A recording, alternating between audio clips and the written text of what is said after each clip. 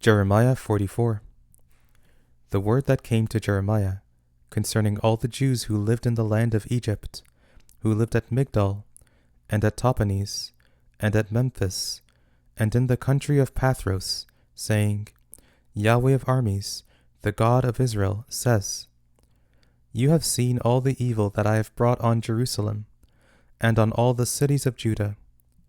Behold, today they are a desolation, and no man dwells in them, because of their wickedness, which they have committed to provoke me to anger, in that they went to burn incense, to serve other gods that they didn't know, neither they, nor you, nor your fathers. However, I sent to you all my servants the prophets, rising up early and sending them, saying, Oh, don't do this abominable thing that I hate. But they didn't listen and didn't incline their ear. They didn't turn from their wickedness to stop burning incense to other gods. Therefore my wrath and my anger was poured out, and was kindled in the cities of Judah, and in the streets of Jerusalem, and they are wasted and desolate, as it is today. Therefore now Yahweh, the God of armies, the God of Israel, says, Why do you commit great evil against your own souls, to cut off from yourselves man and woman, infant and nursing child, out of the middle of Judah, to leave yourselves no one remaining, in that you provoke me to anger with the works of your hands, burning incense to other gods in the land of Egypt, where you have gone to live, that you may be cut off, and that you may be a curse and a reproach among all the nations of the earth? Have you forgotten the wickedness of your fathers, the wickedness of the kings of Judah, the wickedness of their wives, your own wickedness, and the wickedness of your wives, which they committed in the land of Judah, and in the streets of Jerusalem? They are not humbled even to this day, neither have they feared, nor walked in my law, nor in my statutes, that I set before you and before your fathers. Therefore Yahweh of armies, the God of Israel, says, Behold, I will set my face against you for evil, even to cut off all Judah. I will take the remnant of Judah, that have set their faces to go into the land of Egypt, to live there, and they will all be consumed. They will fall in the land of Egypt. They will be consumed by the sword and by the famine. They will die, from the least even to the greatest, by the sword and by the famine. They will be an object of horror, an astonishment, a curse, and a reproach. For I will punish those who dwell in the land of Egypt, as I have punished Jerusalem, by the sword, by the famine, and by the pestilence, so that none of the remnant of Judah, who have gone into the land of Egypt to live there, will escape or be left to return into the land of Judah, to which they have a desire to return to dwell there. For no one will return except those who will escape.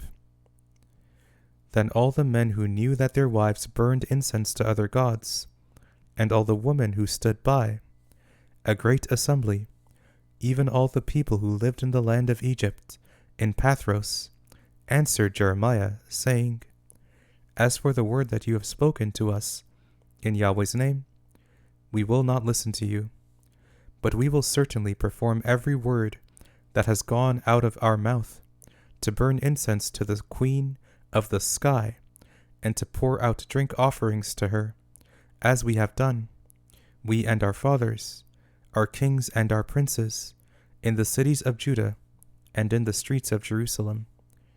For then we had plenty of food, and were well, and saw no evil. But since we stopped burning incense to the Queen of the sky, and pouring out drink offerings to her, we have lacked all things, and have been consumed by the sword and by the famine. The woman said, When we burned incense to the Queen of the sky, and poured out drink offerings to her, did we make her cakes to worship her, and pour out drink offerings to her, without our husbands?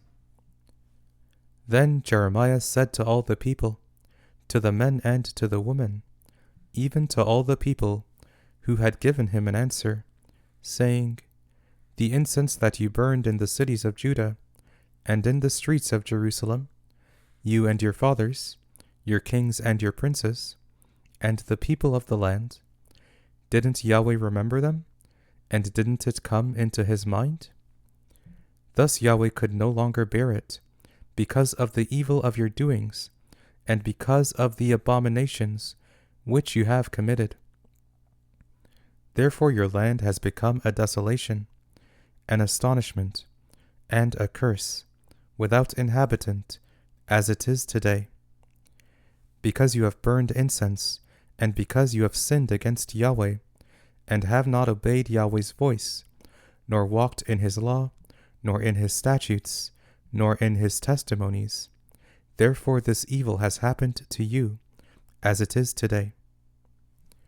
Moreover, Jeremiah said to all the people, including all the women, Hear Yahweh's word, all Judah who are in the land of Egypt. Yahweh of armies, the God of Israel, says, You and your wives have both spoken with your mouths, and with your hands have fulfilled it, saying, We will surely perform our vows that we have vowed, to burn incense to the Queen of the sky, and to pour out drink offerings to her.